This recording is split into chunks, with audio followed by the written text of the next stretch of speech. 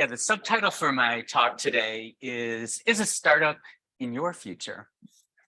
I will say to my mother, it's a good thing I never planned my life. I knew that I always wanted to be a doctor. Since I was 4 years old, carrying around the doctor's bag, my parents were like, okay, we have a very odd child here. But I always knew that I wanted to be an MD. So I am trained as an MD. I really then thought I was going to be a primary care doctor. But there was the AIDS epidemic. And for me, AIDS was like World War III. Anybody with a brain, get on board.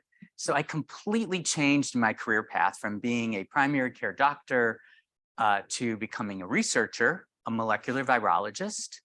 And I was so happy at Harvard. I never thought I would leave Harvard, but I did and went into the pharmaceutical industry for a molecule, for a technology, which I'll talk about a little bit here, and had a tremendous experience at Abbott.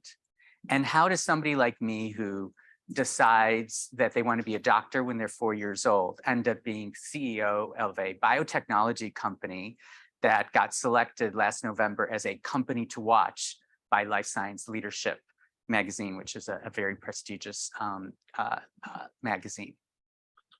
So we're going to talk about iTolerance as a model to kind of tell the story from its infancy to the present.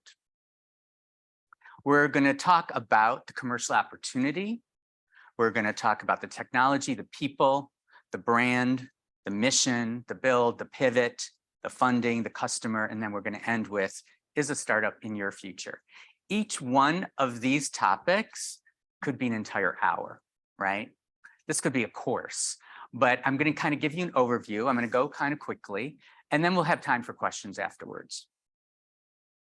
So first is the commercial opportunity. We're all entrepreneurs. You're an entrepreneur right here at Georgia Tech. If you're living on soft money and you have to bring in your own funding, you're doing your own startup. So being a startup isn't always about being in a private company. But what I'm doing is I'm in a commercial organization. And so a commercial, you have to define what the commercial opportunity is. And we start by the distinction between an invention and innovation. People use, this is innovative, this is innovative. In a commercial sense, what is true innovation? And I really like this definition by Bacon and Butler in a book that they published in 1998 called Achieving Planned Innovation, is that an invention is a solution to a problem. But an innovation is a commercially successful use of an invention. Unless you have a product that a customer can pay for, it's not true innovation in their mind. And I've always, part of this talk is a talk that I gave about 10 years ago to BioFlorida in a plenary. And I think it's really important to set those two distinctions. What you're doing in the lab is an invention, but it's not truly innovation until it's something that somebody can buy. And then of course there's planned innovation, which is a planned commercially successful use of a solution to unmet need. So how do we value, or how does the public value innovation? So there are two basic sources of value. The first is meeting an unmet need. And the second is to meet a need that's better than what's currently available. Planned innovation can have more of an economic value, which is more industrial, commercial. It's more financially based, saving costs, versus something that has more of an emotive value, which is something that the consumers care more about. In the area that we're in at iTolerance and the technology developed here at Georgia Tech and University of Louisville is to cure type 1 diabetes. That has a very strong emotive feeling around it. I get emails, and I know Andres gets emails, all the time from parents of children that have diabetes and people who have diabetes themselves, constantly looking for a cure. And so in the area that I'm in, the emotive is very, very important. This is something I've said since 1997. Everything starts with the technology. The one thing I can't change as CEO of this company is the technology. That's already done.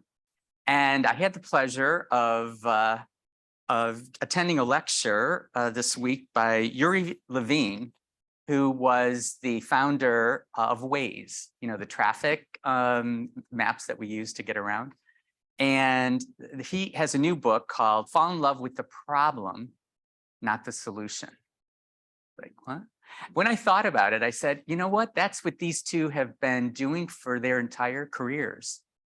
They've been looking to solve the problem. They're in love with the problem, which is the chronic use of immunosuppression and transplantation, getting rid of that immune suppression with transplantation.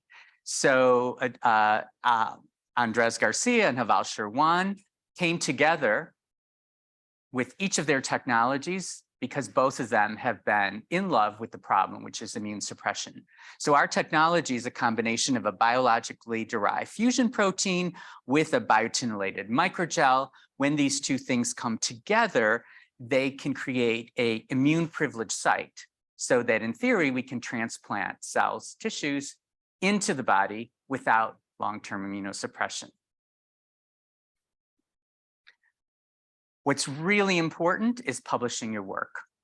And in our case, we're really lucky because our proof of concept was published in very prestigious peer-reviewed journals. Nature Materials, the mice non-human primate study was published in Science and Advances, and using the omentum as the site of the transplant was published in the New England Journal of Medicine.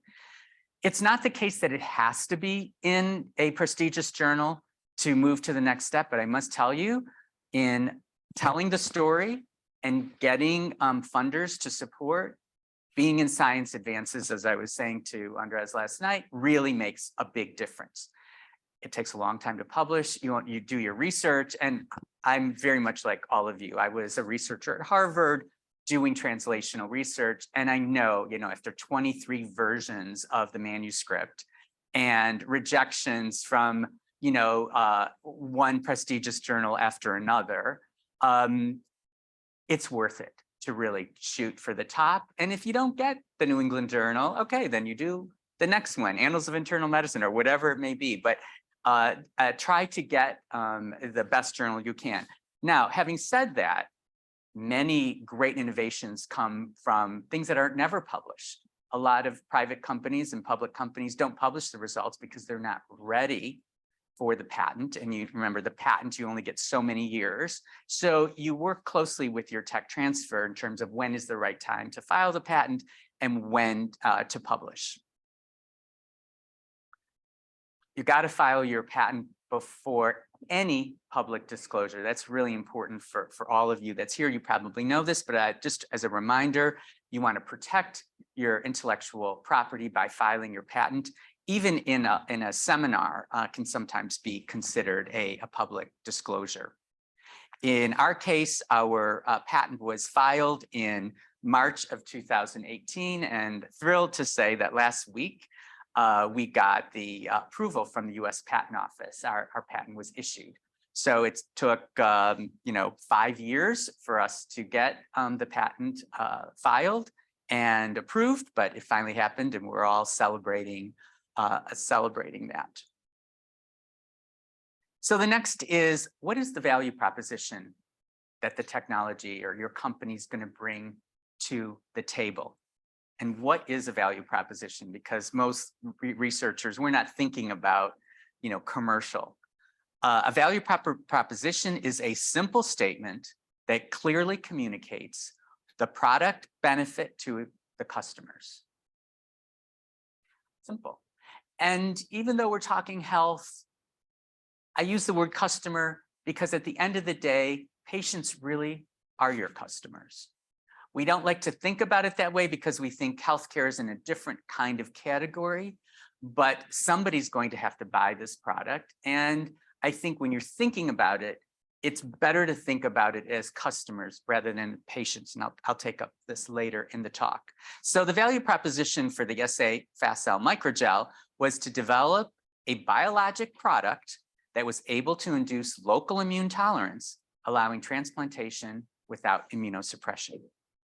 Very simple, very straightforward. What Uri Levine says in his book is when you're talking to somebody who might fund your company, they're going to decide in the first seconds whether or not they're going to fund your company. And it's going to be based on two things. One, what is your value proposition, and do they like you? Do they feel that you're the right person to be leading this company? I found that quite interesting because you used to hear, you know, your 5-minute elevator presentation to go up the. It's not 5 minutes anymore. It's now seconds that people decide whether or not they're going to fund you. The next thing I think it's important to ask yourself, is this disruptive innovation?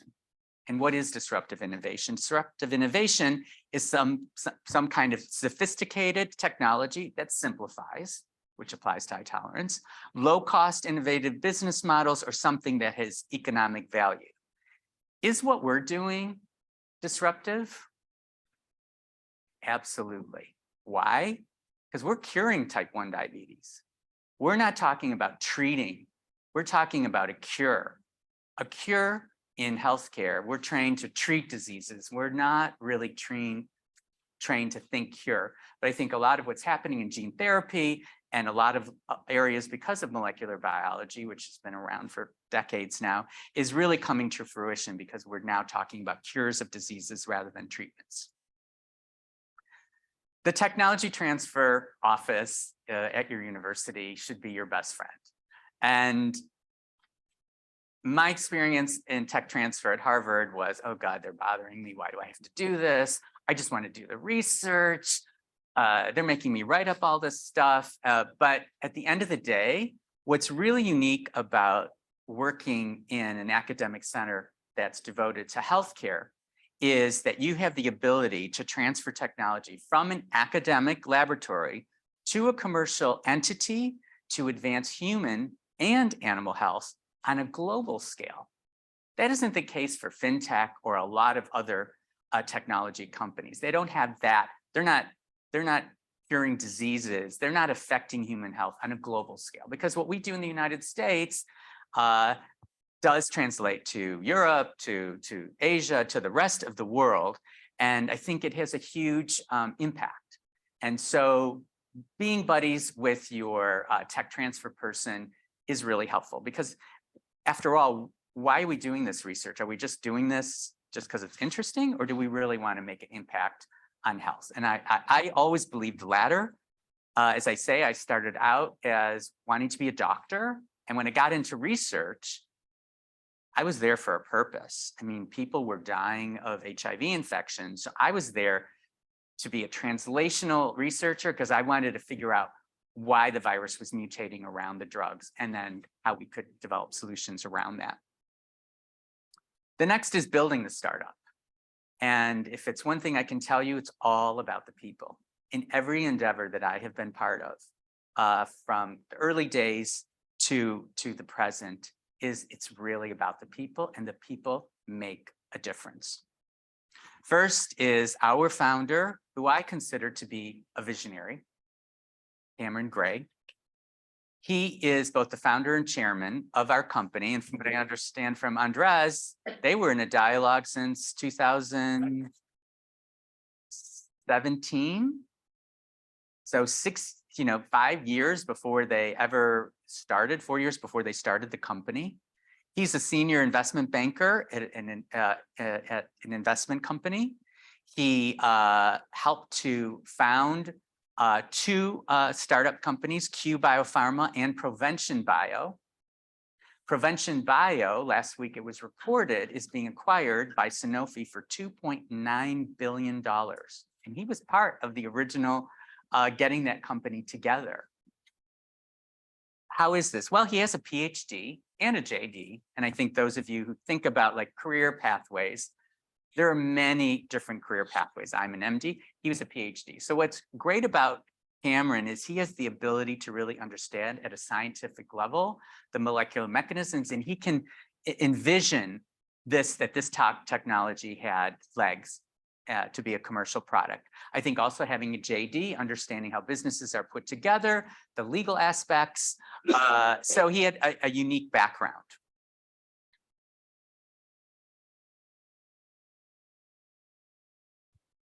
Our scientific and academic founders of the company, so founder and chairman was Cameron, Dr. Garcia and Dr. Sherwan are both on our cap table as scientific founders, as well as Georgia Tech and the University of Louisville. So if this does get commercialized, Georgia Tech will benefit, as will the two scientific founders. And that's really important because how can we, create more value in the world? Well, if we commercialize a product and more resources come to Georgia Tech, then Georgia Tech can continue to support all of you and continue their legacy and what they're all about. The next is starting a management team. So when Cameron Gray was looking at starting the company, he decided not to operationalize the company until the non-human primate data came in that showed that this technology, which is the gold standard for proof of concept in type 1 diabetes. And so, but once that data was in, they did a search for a CEO. I am not in the type 1 diabetes area as a subject matter expert. I'm a molecular virologist, had previously worked in HIV, but did a number of other things. Actually worked for a CRO, which I also never thought I'd do, in a bunch of different indications. One of the nice things about working, being molecularly trained is you can understand mechanism of action of any therapeutic area. And I found that when I was working with the CRO. But I'm not a type 1 diabetes expert. But I was always interested in type 1 diabetes. So we have the Diabetes Research Institute in Miami, and I would go to their galas and I would donate money and vacation packages. And I was more of a, supporter of type 1 diabetes, but not really, it wasn't my specialty. I had experience in immunology and transplant when I was at Abbott, and really have interest in really all areas of medicine. So when the recruiter showed me the non-human primate data, I said, wow, I looked at the glucose tolerance curves and I thought, okay, this is sort of like first year medical school. I remember a glucose tolerance test, but could I show this to my colleague, Dr. Camilo Ricordi here at the University of Miami, who's internationally known in islet transplantation. He developed, innovated one of the chambers for isolating islets. And so I said, could I show him the data? And there were, recruiters checked with the team. They said yes. And when he saw the non-human primate data, he said, not only should you take this job if offered, but I will join as well. So on day one, I'm employee number one. Camilo and I both joined, just a two-person team. Camilo was only part-time. And we had our legal corporate, we had our investor relations company, we had our CFO, very, very small team. We went from this to this in 18 months. We brought in Dr. Esma Yolku as our chief technical scientist. She's one of the co-inventors of the technology from Louisville as well. And we're really to make sure that the biotechnology, the bioengineering that's done with our early preclinical studies is handled appropriately. When I first met her, she talked about what it was like at Mass General, at Harvard, doing the monkey studies, and how I looked at a test tube and said, something doesn't look right, and fixed it. If she had not noticed that, 3 of the monkeys would have shown cure, but 1 of them wouldn't have. What would we have done if only 3 out of 4 of those monkeys had not, there would always have been a question mark.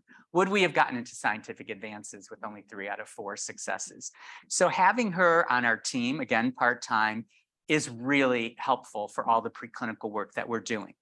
Dr. Dennis Hester is our SVP in manufacturing control. So everything we've been doing for the last year has been in manufacturing. And he has 30 years experience in both cell therapy, protein therapy, worked in diabetes. Sumitra Gate is our SVP for Global Regulatory Affairs and Development, had worked at Lilly in diabetes. So choosing the right people is very, very important. We also built out our service team. We have Sig Kirk supporting us in business development as well. So we have our scientific founders. We rounded out our scientific advisory by bringing in Dr. Jim Markman from Harvard, Mass General, who did the NHP studies. We also have a strategic advisory board, which is becoming more common for startups.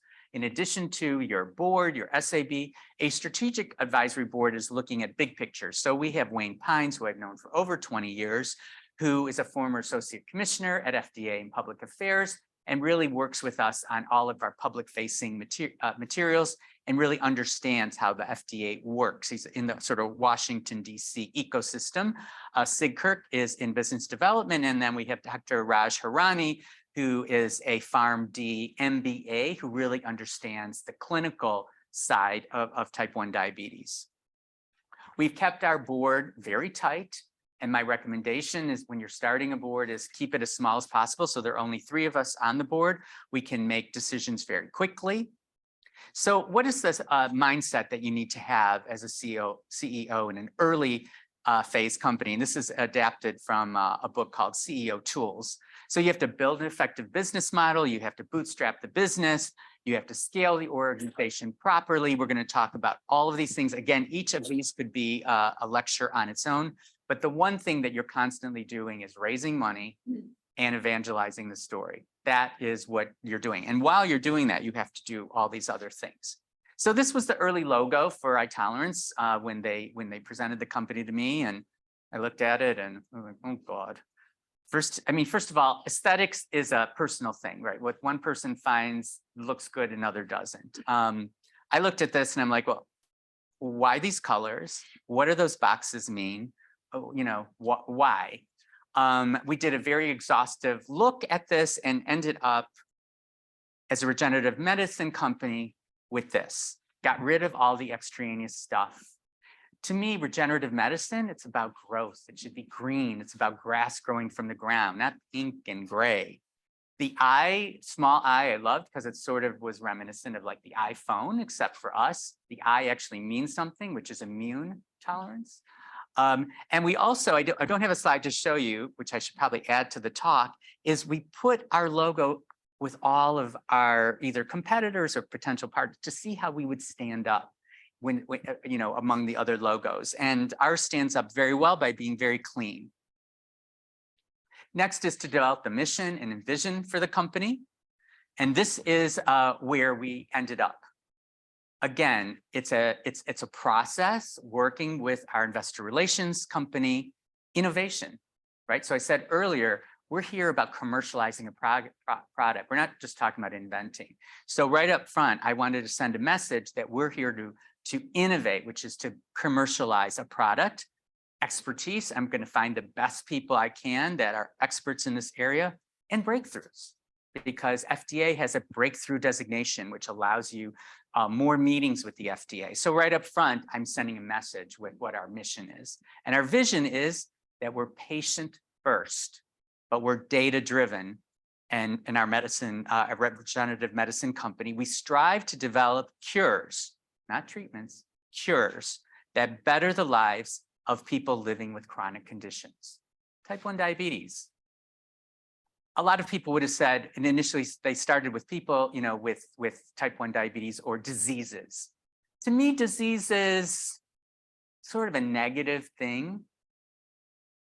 Patients that have type 1 diabetes, it's a condition that they have, that they live with, and, you know, so we specifically listed it as a chronic condition rather than as a disease. Then we had to develop our public-facing materials with your website, corporate presentation, and we wanted to show that that type 1 diabetes affects children, it affects adults, it affects families. So much of what we hear from our parents talking about their children and how worried they are about hypoglycemic episodes when they're asleep. So we put images of people and families in our public facing. And if you look at our website, which we've gotten, you know, wonderful accolades for, really pleased with how our website turned out. Next was developing our corporate values. And I know in every partnership I have ever done, at the beginning of time, to not always go to the company's website and look up their corporate values. And sometimes they're hard to find, but I want to see whether their corporate values and our corporate values mesh. So this was this is how we developed our corporate values with our HR team, with our investor relations team, and with the real workers that we were all buying into this together. So integrity, respect, accountability, teamwork, these are not just words on a slide, I can tell you. We are consistent and uncompromising in our pursuit of excellence. We operate with transparency, honesty, and deliver on our commitments. We will revisit these in performance reviews. I sit down with folks and say, okay, how have we done compared to our values? And I think a lot of times these kind of things you think, they're just there. They really do have meaning, and you want the whole team to embrace your corporate values, and you measure yourself against each one of these values as you move along in the company. Next is crystallizing the idea. So we had our mission, we have vision. Next is strategy and your product. And this comes from the Lean Startup, which I brought also here in the book. So in terms of our strategy, you've got to define a commercially viable pathway. Again, this could be an entire course. You go from your concept to market reality. You got to have your business plan, your target profile, your label, competitive analysis, the non-clinical work, the CMC, the patent life, the regulatory strategy, the clinical trial program. What are your backup and the costs? So this is your strategy that you're going to move forward with. This was our product profile when we started, which when the company first came to me and showed me the pipeline, I saw more than type 1 diabetes. So initially this was a type 1 diabetes company. I said, I see it more as a regenerative medicine company because we're also working in liver transplantation without immune suppression. It's a huge market. So, so this is where we started, and I'm not going to go into the details. And this is where we are now, which it looks the same, but it's very different. And how did we get there in 18 months? So I like the build, measure, learn feedback loop, because that's exactly what we did.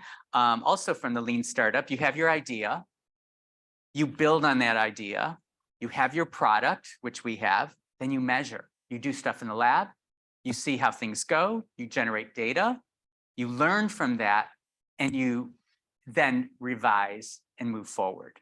So in terms of moving forward, in a startup, you have to be comfortable with change. When I was visiting Israel last year, somebody said, in Israel, every day you wake up, you don't know what you're going to find. But whatever it is, I embrace it, and I'm excited to show up. And that's exactly how I feel about iTolerance. I don't know what I'm waking up to every morning, but whatever it is, I'm excited to move forward. The other lesson here is, whatever you decide to do, be passionate about it. And keep being passionate as you move forward. And your passions may change over time. What interested you at 18 is going to be different at 26, is going to be different at 36, 46, 56, whatever. But you have to be comfortable with change, because you can have a strategy and it sounds great, but if the data doesn't support or the timelines don't make sense, you got to pivot and optimize and change. Fundraising, a constant endeavor.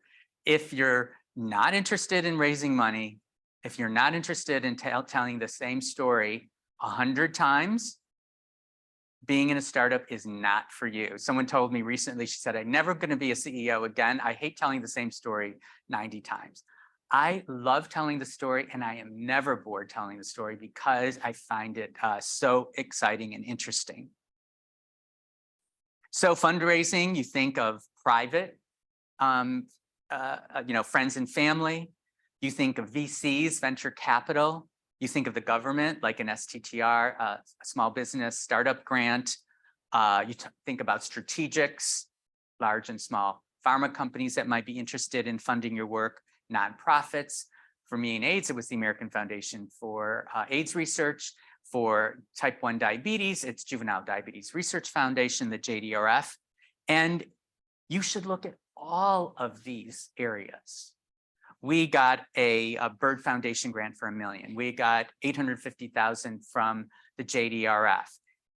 The money is helpful, but it also provides further validation that this technology is worth moving forward when you have these nonprofits supporting you. And that takes you from pre-seed to seed, Series A, B, C, all the way to an IPO, going public, a joint venture, or M&A. Again, this is an entire course on these things, but I leave no stone unturned. I look at all of these options, and until I hear a hard no, I am a yes or maybe. And I don't take it personally, because if a VC says, we're not in that indication, we're in this area, okay, that's fine. I'm fine with no. But I don't rule anything out until I get a hard no. What's super interesting is this whole notion now of venture philanthropy. So we've all heard about VCs, that sometimes, like VCs, they crush your valuation. They want to tell you what to do, and VCs, plus minus out in, and I've worked with many small companies, and VCs can be very helpful, but also VCs, because if they don't have the right expertise, might not really understand what you're trying to do, and they can actually make things not happen well for the company long run. But all in all, you need the money. But venture philanthropy is a newer area that's evolving, where it's a non-for-profit that is a vehicle for investing into a private company. And many high net worth individuals are putting money into a nonprofit, having that entity invest into a private company, because if there are any profits down the road, it goes to their foundation rather than them personally. So they don't have to deal with the tax complication, and they don't need the money for to satisfy their lifestyle. And this helps to build a legacy. So venture philanthropy is a newer area, and in the diabetes space, type 1, the T1D fund, which is an arm of the JDRF, focuses specifically on investing in companies with a real interest on the return on investment. They're looking at the financing, which ultimately helps the JDRF. So biotechnology and healthcare delivery in the United States is very inextricably linked. So the inventions happen in NIH, academic and commercial labs, entrepreneurs. Then to get your product approved, you got to work with the FDA. There's no way a company like iTolerance is going to commercialize a cure for type 1 diabetes. And I'm very transparent when I meet with the big companies. We need you guys, because you're the ones that can take this to the market. We're like 4 full-time people. Well, we maybe will get to 10. And I think, having come from Abbott Labs, I understand what a big company can offer, and not trying to commercialize this treatment on our own. And then at the end of the day, it's the payers. Who's going to pay for this innovation, and what is it going to cost? So you got Medicare, Medicaid, the Veteran Affairs, private insurance, HMOs, PPOs. The healthcare delivery is a really important part of the process. Before AIDS, drug development was in the purview of industry. Pharmaceutical companies were always called industry, academia, and government. And this is where all the research happened. And then there were the patients, that we were, very paternalistic view of drug development. We know what to do better than, but the patients are there. And of course, we need the patients to do the research. But that was, and this was from a paper that I published with Judy Feinberg back in 2003. In the post-HIV era, very different. First of all, HIV was attacking a group of young people that said, hey, wait a minute, this is our life.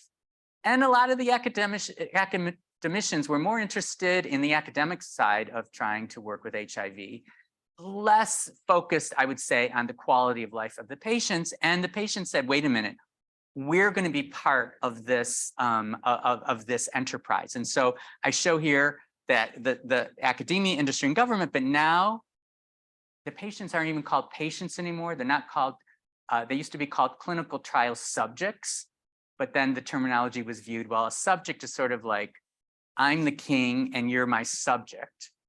That terminology is gone, and clinical development and clinical research trials continue to evolve in terms of the ethics. Now, clinical trial subjects are called participants, because they are willingly participating and they are part of this research endeavor. The other thing is, practicing physicians are now part of doing research. In HIV, there were so many practicing physicians that were frustrated with the lack of treatments for their patients, and they wanted to be part of research because it got the newer treatments to them sooner than approval.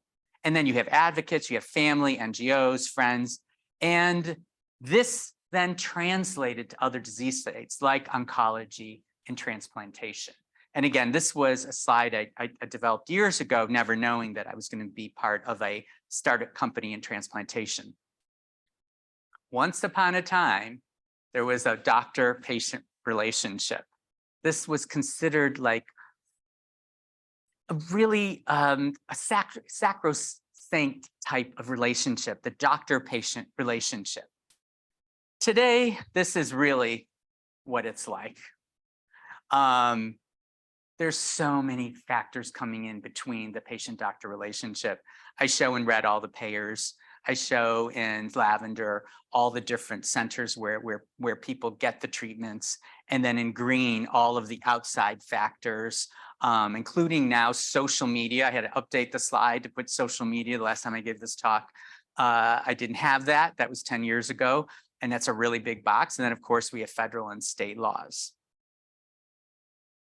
So I want to sort of end with where I started, is a startup in your future. And if I reflect on my own personal and professional development, I would have to say that if I've had a measure of success in my life, it's because I make friends easily. If you are a good friend and you work well with your colleagues, they're going to go the extra mile for you. If you're easy to get along with, people want to work with you. It makes a difference. If you're the kind of person that people dread seeing in the morning, you are not going to be successful. Professionally, I would have to say I never stepped on, of course I'm ambitious. I would never admit to being ambitious, but if you just look at what I've done, then obviously I guess I am ambitious, but never stepped on another person to get a job. So these are the kinds of things I think that, as you're going through is, we have the power to modify our own behavior. We see that we're a little too obsessive compulsive. You can, reel that back a little bit. You can see you're too ambitious, roll it back a bit. You can help to develop yourself the way you want to go. So with that, I just want to say thank you and open for questions.